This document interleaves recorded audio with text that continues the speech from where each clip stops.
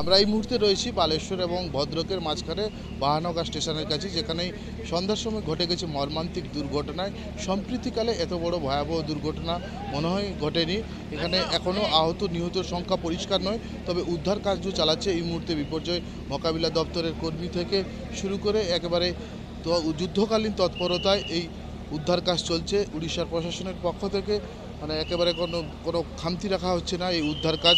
রাত যত বেড়েছে উদ্ধার কার্য আরও তত বাড়ানো হয়েছে। সেই চিত্র আমি সরাসরি একেবারে গ্রাউন্ড জিরো থেকে তুলে ধরছি।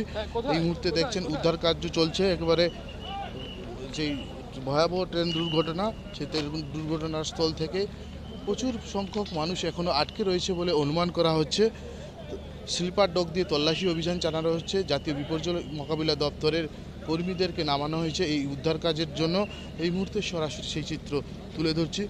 মুখ্যমন্ত্রী সম্মানীয় মমতা বন্দ্যোপাধ্যায়ের নির্দেশে আমরা এখানে এসেছি। এই দুর্ঘটনা বিপজ্জনক, ভয়ঙ্কর, ব্যাপক। আমাদের মুখ্যমন্ত্রী তার মর্মবেদনার কথা জানিয়েছেন। উড়িষ্যা সরকারের সঙ্গে তিনি প্রতিনিয়ত যোগাযোগ রেখে চলেছেন। আমাদের রাজ্যের আধিকারিকরা এসে পৌঁছে গেছেন, ডাক্তারবাবুরা এসে পৌঁছে গেছেন, আমাদের এডিএম সাহেব মিস্টার মহান্তি এসছেন, আমাদের এসডিপিও বেলদা এসছেন, আমাদের এসডিও খড়গপুর এসছেন, আমাদের পুরো একটা বড় মেডিকেল টিম এসছেন with trauma ambulance, trauma care যারা নিতে পারেন সেই সব train doctors, nursing staff, everyone have come. তো এখনো চলছে উদ্ধার, এখনো চলছে আইডেন্টিফিকেশন।